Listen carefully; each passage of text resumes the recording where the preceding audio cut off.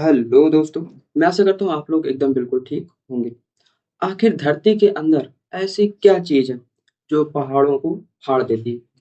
आखिर धरती के अंदर इतना अधिक ताप और दाब क्यों है जो एक पल में पहाड़ों को फाड़ कर आग उगलने लगती है, जिसको हम लोग ज्वालामुखी कहते हैं। ऐसी प्रक्रिया हर जगह पर नहीं होती। ऐसी प्रक्रिया उसी जगह पर होती है जहाँ पृथ्वी की टेक्टोनिक प्लेट्स आपस में टकराती हैं या दाब अधिक होता है। अभी 23 नवंबर 2025 में एक इथोपिया में एक भयानक वोल्केनो इरप्शन हुआ है, जिसका नाम हाईली गुबी वोल्केनो है। जहां पर ये वोल्केनो इरप्शन हुआ है, वहां पर टेक्टोनिक प्लेट्स आपस में शिफ्ट हो रही हैं और और साउथ अफ्रीका का कॉन्टिनेंट धीरे धीरे टूटकर दो हिस्सों में परिवर्तित हो रहा है। ज्वालामुखी एक ऐसी प्राकृतिक संरचना है जहां पर धरती के अंदर मौजूद लावा, गैस, राख और गर्म चट्टानें बाहर निकलती हैं। इसे आप धरती का सेफ्टी वाल्व भी कह सकते हैं। जब अंदर का दबाव अत्यधिक बढ़ जाता है, तो धरती इसे बाहर फेंक देती है। इसे आप एक प्रेशर कुकर की तरह समझ सकते हैं। जब कुकर में अत्यधिक दबाव बढ़ जाता है तो सीटी बजती है। वैसे ही धरती के अंदर जब अत्यधिक दबाव बढ़ जाता है तो ज्वालामुखी फटता है।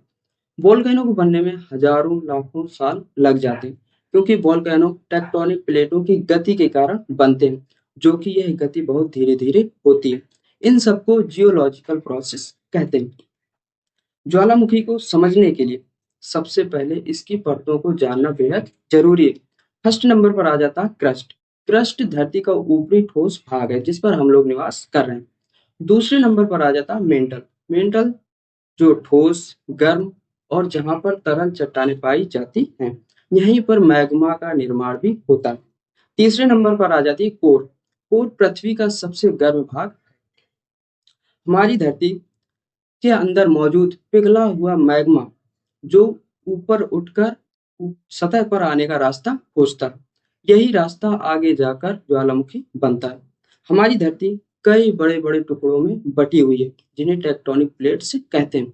टेक्टोनिक प्लेट्स लगातार गति करती रहती हैं, जिसके कारण कभी ये एक दूसरे से टकराती हैं, तो कभी दूर होती हैं, तो कभी एक दूसरे के ऊपर नीचे हो जाती हैं, जिसके कारण पृथ्वी के अंदर मौजूद पिघला हुआ लावा ऊपर आने लगता है। इसी को वॉल्केनिक इरप्शन का नाम दिया जाता है या ज्वालामुखी कहा जाता है।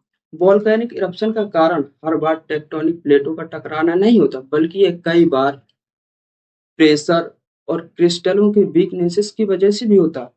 जब मैग्मा के अंदर मौजूद वाटर वेपर, सल्फर डाइऑक्साइड और कार्बन डाइऑक्साइड जैसी गैसें फंसी रहती हैं, तो बहुत ज्यादा प्रेशर बनाती हैं और सतह पर आकर विस्फोटक ज्वालामुखी का कारण बनती हैं। जब एक प्लेट दूसरी प्लेट के नीचे धंस जाती है, तो इस क्रिया को सबडक्शन कहते हैं और वही धसी हुई प्लेट पिघलकर लावा या मैग्मा बनती है, जो एक विस्फोटक ज्वालामुखी का कारण भी बनती है। पृथ्वी के अंदर मौजूद पिघला हुआ पदार्थ मैग्मा कहलाता है और वही मैग्मा जब सतह पर आता है तो वह एक लावा कहलाता है। लावा का तापमान 800 डिग्री सेल्सियस से 1200 डिग्री सेल्सियस तक हो सकता है। वोल्केनो इरप्शन जो है तो सुनामी और भूकंप की वजह से भी आते हैं। वोल्केनिक इरप्शन से वोल्केनिक एश और गैस इमिशन जैसे सल्फर डाइऑक्साइड, कार्बन डाइऑक्साइड जैसे गैसें वातावरण में फैल सकती हैं और क्लाइमेट चेंज का कारण भी बन सकती हैं। ज्वालामुखी के चार टाइप्स बताए गए। पहला आता है हमारा शील्ड ज्वालामुखी। ये चौड़े ढाल जैसे होते हैं। ये कम धमाकेदार भी होते हैं और इनसे पतला लावा लगातार बहता रहता है, जैसे माउना लोवा का ज्वालामुखी। और दूसरे नंबर पर आ जाता है हमारा स्ट्रेटो ज्वालामुखी। ये चौड़े, ऊंचे और शंकु आकार के होते हैं।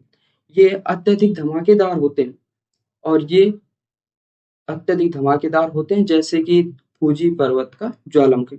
तीसरे नंबर पर आ जाता है सिंडर कोन ज्वालामुखी।